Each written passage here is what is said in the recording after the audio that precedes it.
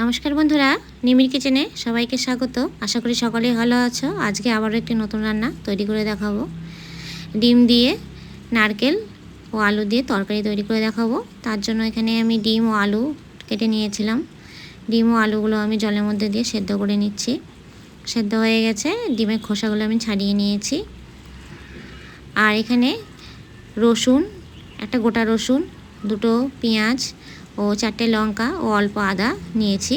এগুলো আমি মিক্সিতে পেস্ট করে নিচ্ছি। আর ডিমের মধ্যে লবণ ও হলুদ দিয়েছি, দিয়ে মাখিয়ে আমি একটু ভেজে নেব। এখানে আমি আলু দিয়েছি, আপনারা ইচ্ছা করলে আলুটাও নাও দিতে পারেন, তবে আমি এখানে আলু দিয়েছি। এবার কড়াইয়ে তেল বসিয়ে দিয়েছি, তেলও গরম হয়ে গেছে। ডিমগুলো দিয়ে দিয়েছি। ডিমগুলো আমি ভেজে নেব, হালকা লাল করে ভেজে নেব।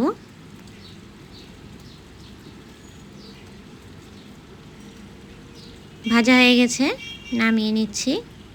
ওই তেলের মধ্যে আলুগুলো দিয়েছি, দিয়ে আলুগুলো ভেজে নেব। লবণ হলুদ মাখিয়ে নিয়েছিলাম, নিয়ে ভেজে নিচ্ছি। আলুগুলো ভাজা হয়ে গেছে, এবার নামিয়ে নিচ্ছি। এবার কড়াইয়ে তেল দিয়েছি, 2 চা চামচের মতন তেল দিয়েছি। এবার এর মধ্যে জিরা সম্বরা দিয়েছি। এখানে 2টো এলাচ ও অল্প দারচিনি সম্বরা দিয়েছি। একটা গোটা তেজপাতা দিয়েছি। একটা গোটা টমেটো কুচি করে কেটে নিয়েছিলাম, টমেটোগুলো দিয়েছি। এবার হালকা ভেজে নিচ্ছি। এবার এর মধ্যে বেটে রাখা মশলাগুলো দিয়ে দেব। ভাজা হয়ে গেছে, এবার এর মধ্যে বেটে রাখা মশলাগুলো দিয়ে দিচ্ছি, দিয়ে ভালো করে কষিয়ে নেব। এবার একটা বাটির মধ্যে 1/2 চা চামচ জিরা, ধনিয়া ও কাশ্মীরি লঙ্কা গুঁড়ো একসাথে জল দিয়ে একটা পেস্ট তৈরি করে নিচ্ছি। পেস্ট তৈরি করে নিয়েছি। এবার মশলাগুলো এদিকে ভাজা হয়ে গেছে, এবার এর মধ্যে পেস্টটি দিয়ে দেব। দিয়ে দিয়েছি। এবার সবগুলো একসঙ্গে আবারও ভালো করে কষিয়ে নেব। এবার এর মধ্যে স্বাদ অনুযায়ী লবণ দিয়ে দিচ্ছি, 1/2 চা চামচ হলুদ দিয়ে দিচ্ছি, দিয়ে সবগুলো একসঙ্গে ভালো করে কষিয়ে নিচ্ছি। আপনারা একবার এইভাবে তৈরি করে খেয়ে দেখবেন, আশা করি খুব ভালো লাগবে। আর কেমন হয়েছে অবশ্যই কমেন্ট করে জানাবেন। মশলাগুলো ভাজা হয়ে গেছে, এবার কুড়ে রেখেছিলাম নারকেল, 1/2 নারকেল আমি কুড়ে রেখেছি। সেই নারকেল কোড়াটা আমি এর মধ্যে দিয়ে দিচ্ছি।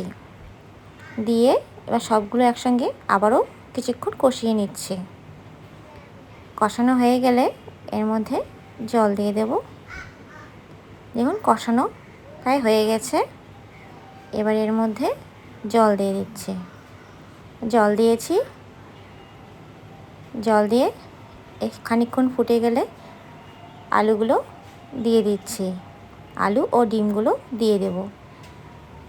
দিয়ে কিছুক্ষণ ঢেকে সেদ্ধ করে নেব। ডিমগুলো দিয়ে দিচ্ছি। দিয়ে দিয়েছি। এবার মিনিট 5 মতন ঢেকে দেব, ঢেকে সেদ্ধ করে নেব। 5 মিনিট পরে ফিরে এসেছি, ঢাকাটা খুলে নিয়েছি। দেখুন তৈরি হয়ে গেছে। এবার এর মধ্যে সামান্য ঘি দিয়ে দেব। ঘি দিয়ে নামিয়ে নেব। ঘি দিয়ে দিচ্ছি, এবার নামিয়ে নেব। নামিয়ে নিয়েছি। আপনারা এইভাবে তৈরি করে খেয়ে দেখবেন, আশা করি ভালো লাগবে। আর কেমন হয়েছে অবশ্যই কমেন্ট করে জানাবেন। ভালো লাগবে চ্যানেলটি লাইক করবেন, শেয়ার করবেন ও সাবস্ক্রাইব করবেন। পাশে থাকা বেল আইকনটি প্রেস করবেন।